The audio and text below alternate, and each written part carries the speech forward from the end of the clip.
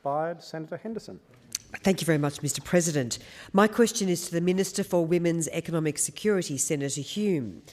Can the Minister update the Senate on how the Liberal and National government is supporting the economic prosperity of Australian women as we reopen Australia and secure our economic recovery from the COVID-19 pandemic?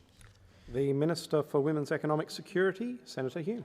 Thank you, Mr President, and I thank Senator Henderson for her question and her ongoing support for the future prosperity of Australia's women. On this day, where we recognise the importance of protecting Australia's women from violence, we should also, Mr President, acknowledge that the Morrison government is very much backing Australia's women to reach their full potential, because we know that when women succeed, Australia succeeds.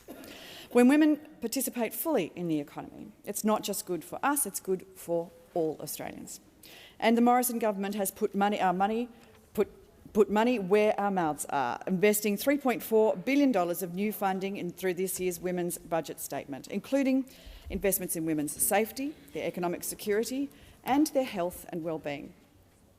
Mr President, women are at the forefront of supporting the economic recovery from COVID-19. Under this government, the women's workforce participation rate is on an upwards trajectory, and even in the face of the short-term impacts of lockdowns and the pandemic. Mr President, we are achieving this by creating more choices and more chances for more Australian women. The Morrison government has invested $1.7 billion to improve the affordability of childcare by increasing the childcare subsidy for families with multiple children. We know, Mr President, that these are the parents, the majority of whom are women who face the greatest challenges and disincentives on returning to work. We also have removed the annual subsidy cap to support the choices of Australian families when it comes to making that decision about balancing work and care. These changes are estimated to directly benefit around 250,000 Australian families, adding up to around 300,000 additional hours of work per week. The figure is the equivalent of around 40,000 individuals working an extra day per week, with a boost to GDP of around $1.5 billion every single year. Our focus is always on practical outcomes that make a real difference to women's lives, not thought bubbles, not headlines. Your time has expired. Senator Henderson, a supplementary question. Thank you, Mr President. Can the Minister outline to the Senate how the government is supporting Australian women to secure their economic future? Minister. Thank you, Mr President. Mr President, the Morrison government understands that the role of government is as an enabler and as a standard setter. And that's one reason why we're supporting more women into leadership positions and the jobs for the future.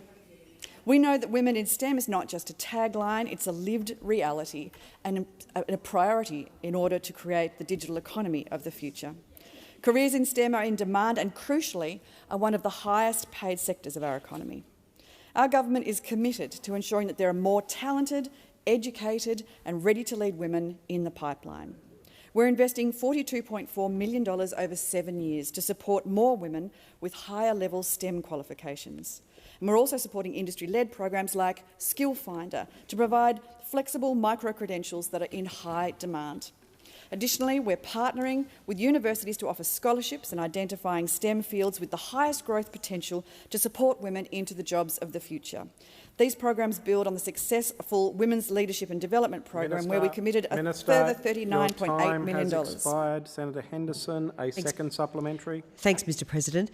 Can the Minister explain the importance of a collaborative approach across government and industry in reducing barriers to improve women's economic security? Minister. Thank you, Mr President. And again, thank you, Senator Henderson. The Morrison government recognises that reducing the gender pay gap requires targeted policy and partnership between government and the private sector.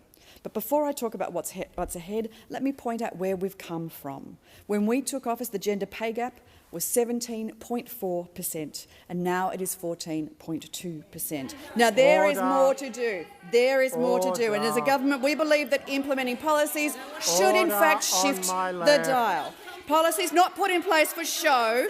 We believe in implementing policies that shift that dial, not policies that give millionaires free childcare, but ones that have real substance. Minister Hume. That's why the women's budget statement. Resume your seat.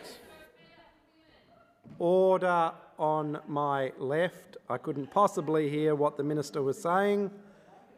Once the chamber is silent, Minister, you have the call. Thank you very much, Order. Mr President. Senator That's why Keneally. we put in policies in place that actually shift the dial, Order. not one Senator like Lyon. Labor's plan to give millionaires free childcare. Millionaires free Order. childcare. Instead, that's why we put the Women's Budget Statement in place and committed to a full review of the Workplace Gender Equity Agency to determine how government can further encourage the private sector to do its bit Minister. to close the gender pay gap. Your time has expired. Order.